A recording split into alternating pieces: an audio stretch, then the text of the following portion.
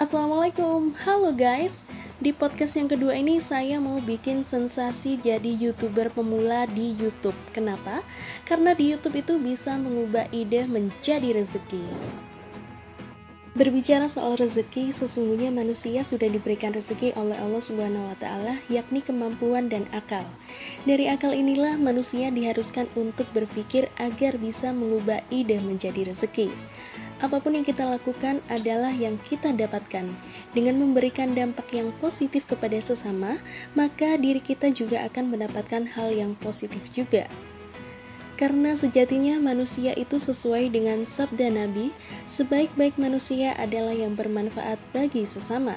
Ya, walaupun kita tidak memiliki sesuatu yang berharga yang bisa dibagikan, setidaknya kita memberikan kebaikan yang kita punya. Dengan adanya wabah COVID-19 ini, diwajibkan semua di rumah aja. Dengan begitu, yang bisa dilakukan adalah stay produktif di dalam rumah. Banyak sekali orang sukses dan mendapatkan rezeki hanya bekerja di rumah. Salah satunya adalah jadi YouTuber. Kenapa jadi YouTuber? Dengan menjadi YouTuber, tentunya ide kita bisa mendatangkan rezeki ya. Buktinya banyak sekali nih YouTuber yang sukses dan berpenghasilan tinggi hanya dengan modal HP, hingga kemudian mereka menjadi profesional juga. Kerjanya bisa di rumah, bisa diatur nih kapan waktu untuk ngeditnya dan syutingnya, menggunakan media yang tersedia dan banyak kemudahan dibanding kita harus membangun perusahaan yang membutuhkan dana yang lebih besar. Sebelumnya, sekedar info aja ya. Sebelumnya saya bikin video ini, saya belajar dulu nih tentang sejarah dari YouTube. Jadi YouTube itu sudah ada sejak tahun 2005, tepatnya di bulan Februari. Dan sekarang usianya 15 tahun di tahun 2020 ini. Kemudian pada November 2006, Google membeli YouTube, sehingga gaji para YouTuber ini masuk di akun Google AdSense dan berasal dari para pengiklan yang masuk. Dan sekedar informasi nih, ada 5 kategori penghargaan dari YouTube yang diberikan kepada YouTuber yang jumlah subscribe-nya melebihi ketentuan yang sudah ditetapkan nih. Ini yang saya tahu ya dari berbagai sumber karena ngelihat YouTuber unboxing gitu deh. Dan ini untuk pengetahuan saya juga. Yang pertama ada Silver Play Button untuk 100.000 subscriber. Ada juga Gold Play Button yang terdapat emas 24 karat, ini harus mencapai 1 juta subscriber. Dan yang ketiga itu ada Diamond Play Button, jadi di dalamnya itu terdapat Swarovski gitu untuk 10 juta subscriber. Kemudian ada Custom Play Button, jadi ini tuh diberikan kepada pemilik 50 juta subscriber. Selanjutnya ada Red Diamond Play Button, ini diberikan kepada 100 juta subscriber. Tentunya untuk mendapatkan itu semuanya harus dengan kerja keras, konsistensi, dan harus fokus.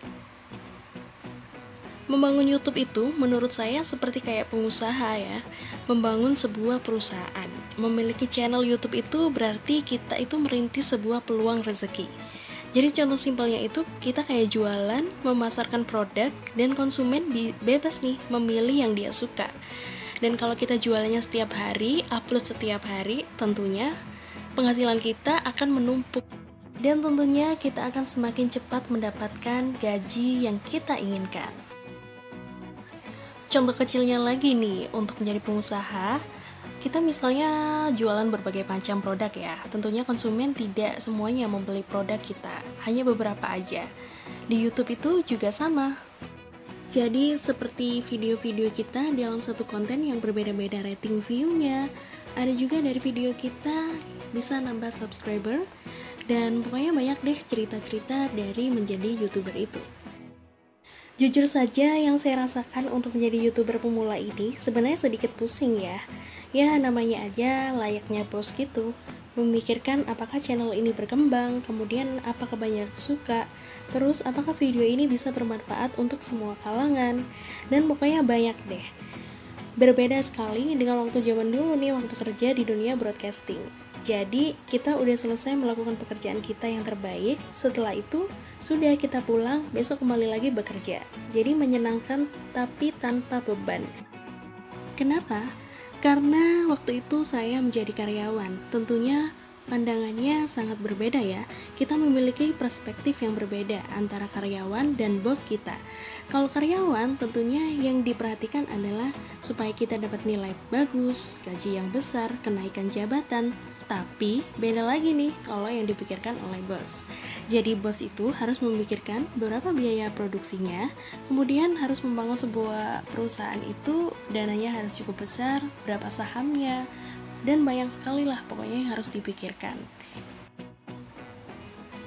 Jadi kenapa saya memilih menjadi YouTuber itu sebagai waktu produktif saya di rumah? Karena yang pertama itu adalah passion saya di dunia broadcasting. Walaupun sangat berbeda ya ilmu yang saya dapatkan di sekolah, kuliah, dan bekerja. Karena di YouTube ini saya memulai dari belajar baru lewat editing by free aplikasi. Tapi buat saya ini hal yang menyenangkan karena ini adalah hal yang baru yang saya kerjakan.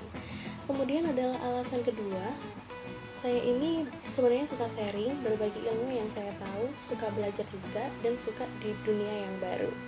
Dan alasan yang ketiga adalah ingin produktif di rumah. Walaupun di rumah, saya ingin mengasah kemampuan yang diberikan Allah untuk saya sharing ke teman-teman.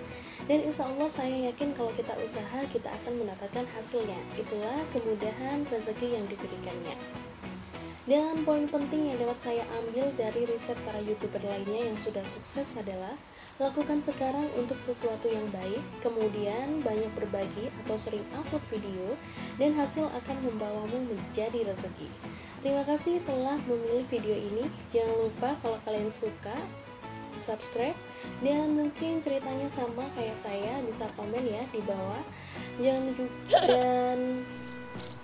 dan bisa juga video ini kalian share ke sosial media teman-teman.